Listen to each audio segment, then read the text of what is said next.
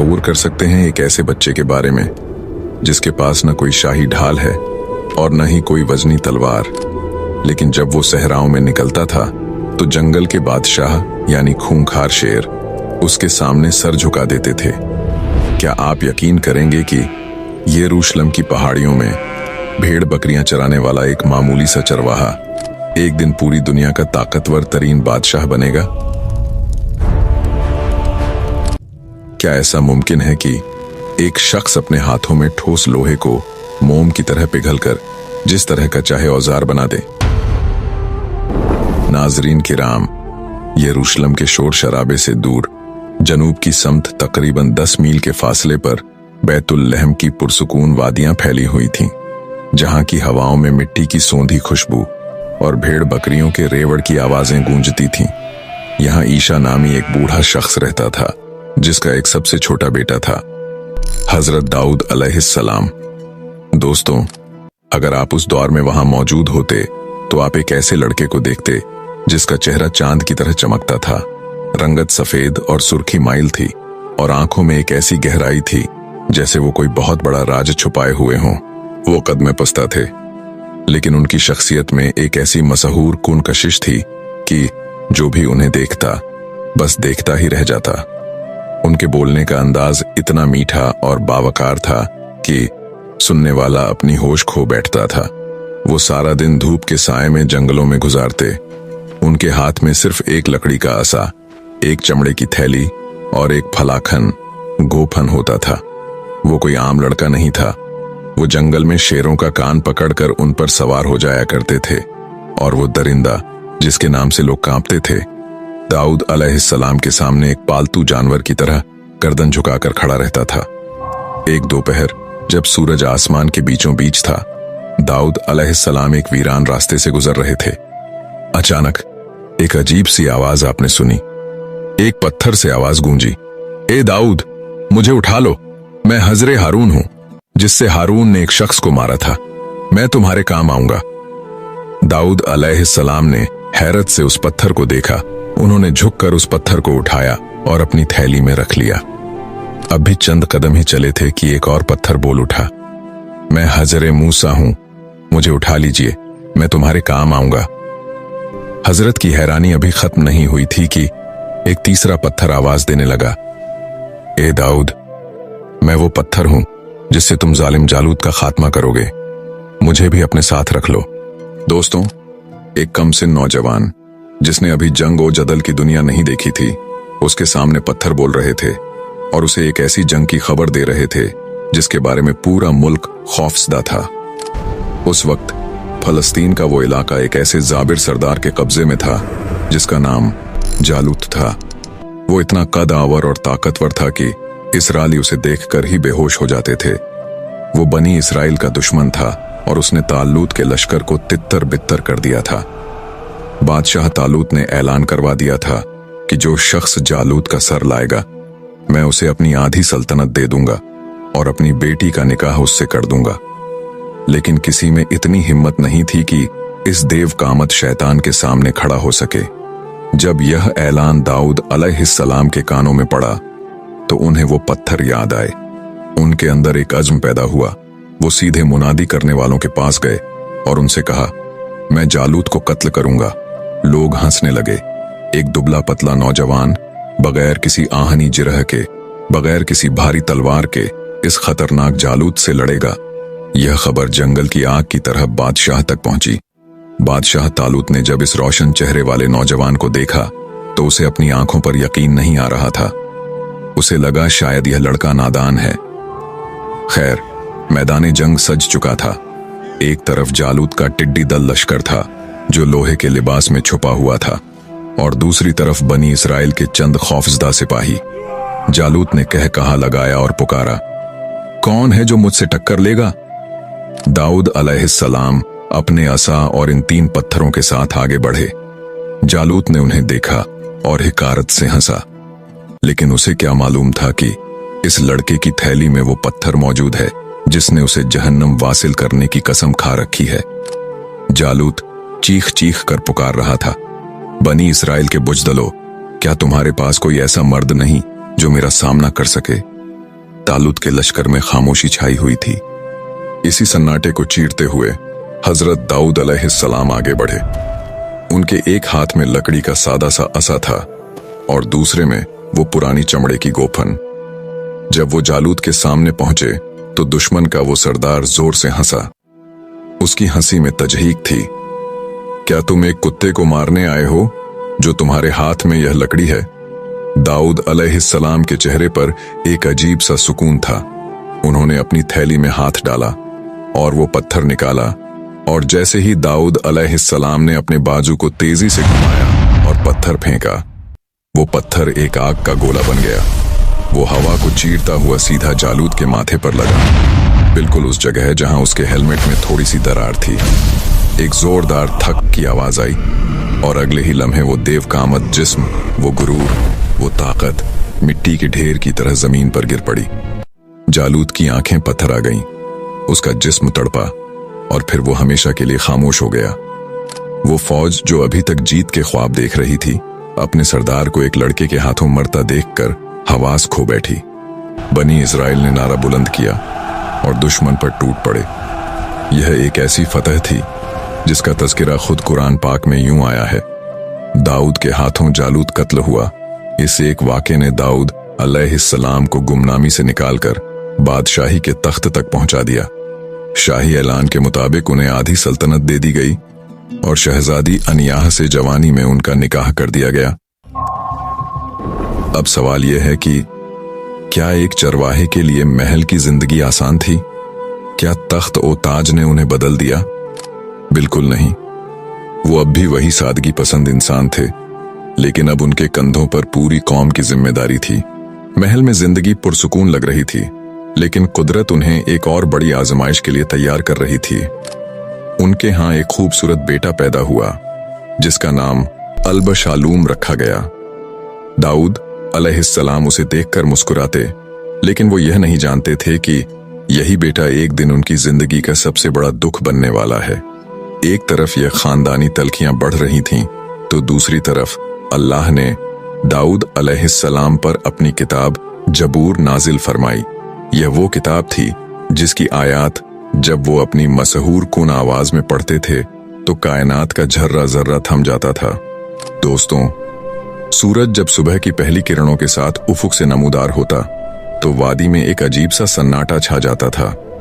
यह वो वक्त था जब हजरत दाऊद अलैहिस्सलाम अपनी मखसूस जगह पर बैठकर अल्लाह की नाजिल करदा किताब जबूर की तिलावत शुरू करते थे। जबूर जो महज एक किताब नहीं थी, बल्कि हिकमत, हमद और इलाही इश्क का एक ऐसा निचोड़ थी जो पारों और टुकड़ों की सूरत में हजरत दाऊद अलैहिस्सलाम के सीने पर उतरी। रिवायात के मुताबिक यह मुकद्दस किताब माह रमजान में आप पर नाजिल की गई। जब हजरत दाऊद अलैहिस्सलाम अपनी बुलंद और सुरीली आवाज में जबूर की आयात पढ़ते तो फिजा का दर्जा ए हरारत बदलने लगता।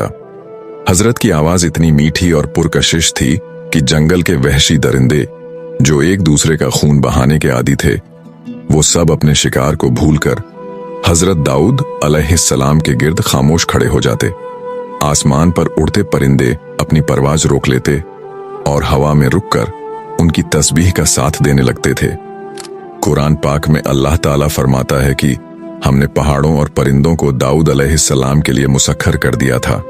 यानी जब वो अल्लाह की पाकी बयान करते तो वो ठोस पत्थर और बुलंद ओबाला पहाड़ भी गूंज उठते और उनके साथ मिलकर पुकारते, सुभान अल्लाह।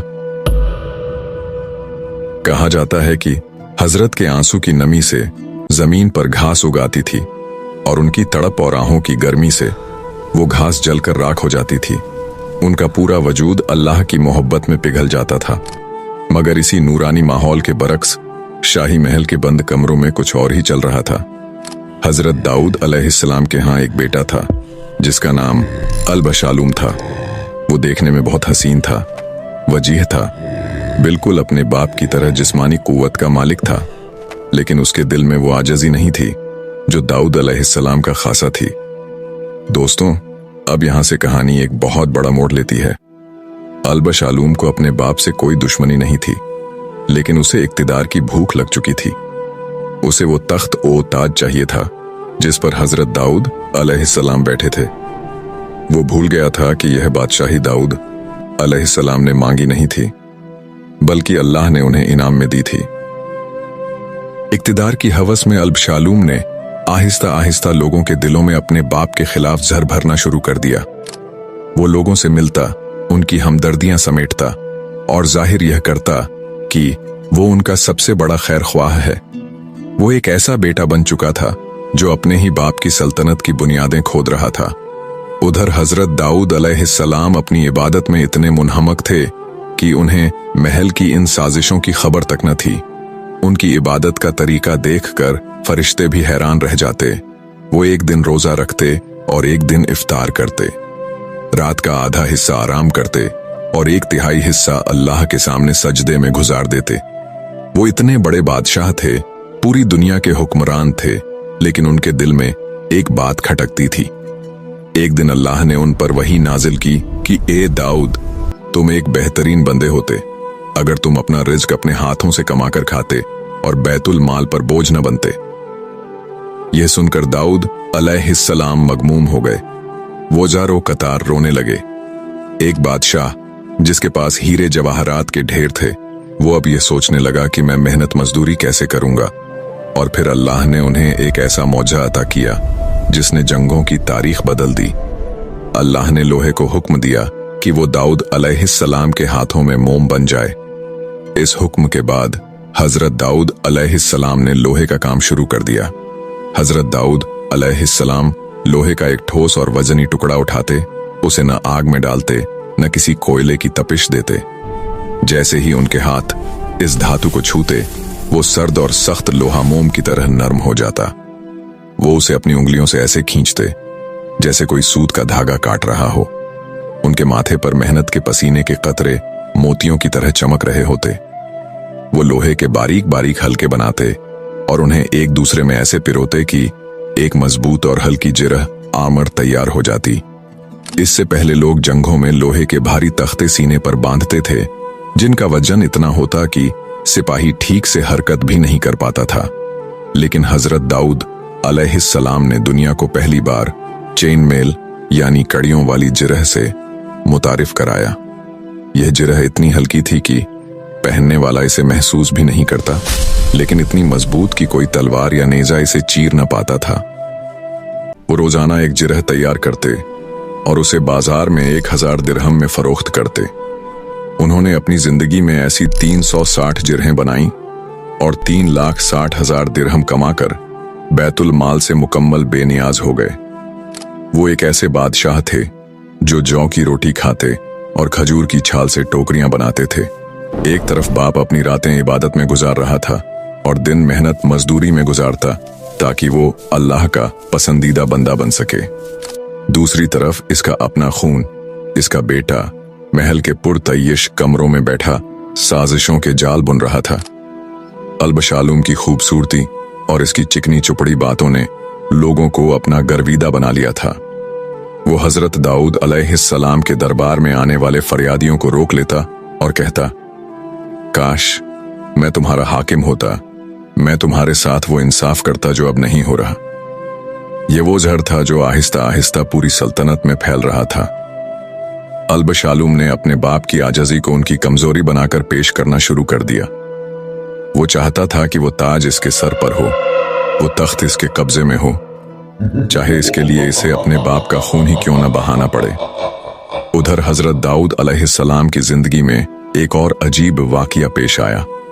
एक बार वो अपनी मेहराब इबादत में तिलावत में मसरूफ थे कि अचानक एक सुर्ख रंग का कीड़ा उनके सजदे की जगह पर रेंगने लगा।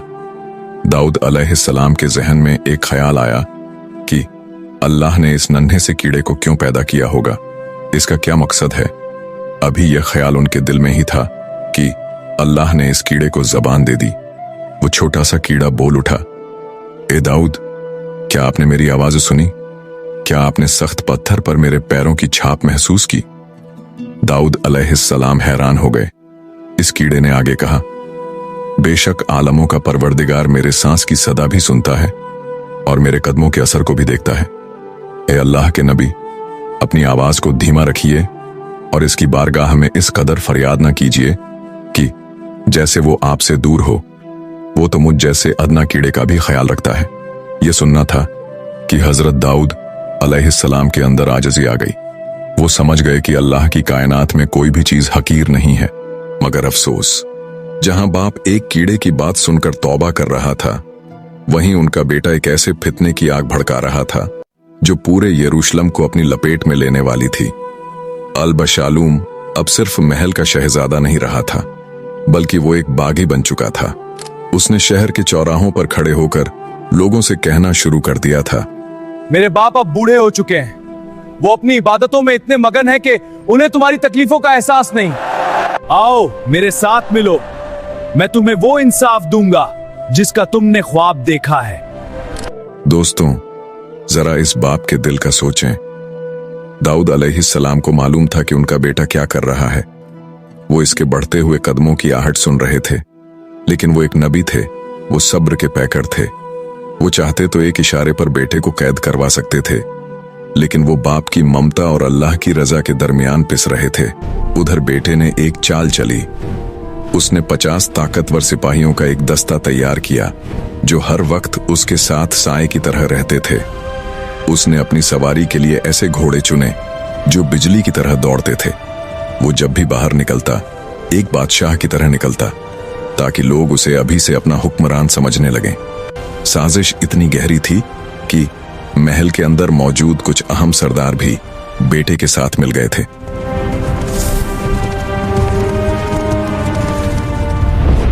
फिर एक शाम जब दाऊद अलैहिस्सलाम जबूर की तिलावत कर रहे थे, अचानक यरूशलेम के बड़े गेट से घोड़ों के टापों की आवाजें सुनाई दी। लोग चीख रहे थे, हर तरफ अफरा तफरी मच गई थी। खबर आई कि अल-बशालूम ने अपनी फौज के साथ महल का घेराव कर लिया है और वो तख्त पर कब्जा करने के लिए आगे बढ़ रहा है। अब दाऊद अलैहिस्सलाम के पास दो रास्ते थे, या तो वो अपने बेटे के खिलाफ तलवार उठाएं और अपने ही खून से हाथ रंगे, या फिर वो खामोशी से अपना तख्त छोड़ दें और अल्लाह के फैसले का इंतजार करें। लेकिन हजरत दाऊद अलैहिस्सलाम ने इसके खिलाफ जंग करने के बजाय शहर छोड़ने का फैसला किया। इस फैसले की बड़ी वजह यह थी कि वो नहीं चाहते थे कि एक मुकद्दस शहर में अपनों का खून बहे और अल्लाह के घर की बेहुरमती हो। वो अपने चंद वफादार साथियों के साथ शहर से बाहर निकल गए। अल-बशालूम ने तख्त पर कब्जा कर लिया, लेकिन जल्द ही दोनों लश्करों के दरमियान शहर से बाहर एक जंगल में मुकाबला हुआ। हजरत दाऊद अलैहिस्सलाम ने अपने सिपह सालारों को सख्ती से ताकीद की थी कि अल-बशालूम को जिंदा गिरफ्तार किया जाए और उसे नुकसान न पहुंचाया जाए। जंग के दौरान जब अल-बशालूम का लश्कर बिखर गया तो वो अपने खच्चर पर सवार होकर भागा। रास्ते में एक बड़े दरख्त की शाखें नीची लटक रही थीं। अल-बशालूम के लंबे बाल इन शाखों में बुरी तरह उलझ गए और वो हवा में लटक गया। सिपाहियों ने जब उसे इस हाल में देखा तो फितना खत्म करने के लिए उसे वहीं कत्ल कर दिया। जब हजरत दाऊद अलैहिस्सलाम को अपने बेटे की मौत की खबर मिली तो वो एक बाप के तौर पर बेहद गमगीन हुए और झारो कतार रोए। लेकिन इसके साथ ही उनकी बादशाही दोबारा बहाल हो गई और मुल्क में अमन कायम हो गया। उनकी 100 साला जिंदगी का हर पल मौजात से भरा हुआ था। उनकी बादशाही बिलादे शाम से लेकर फारस के इलाकों तक फैली हुई थी। वो एक ऐसे हाकिम थे जो रातों को आम इंसान बनकर गलियों में निकलते और लोगों से अपने बारे में पूछते कि तुम्हारा बादशाह कैसा है? वह बहुत अच्छे और न्यायप्रिय हैं। दोस्तों, यहाँ से कौम दाऊद अलैहिस्सलाम का दिल दहला देने वाला वाकया शुरू होता है। क्या कोई पूरी की पूरी कौम एक ही रात में जानवर बन सकती है?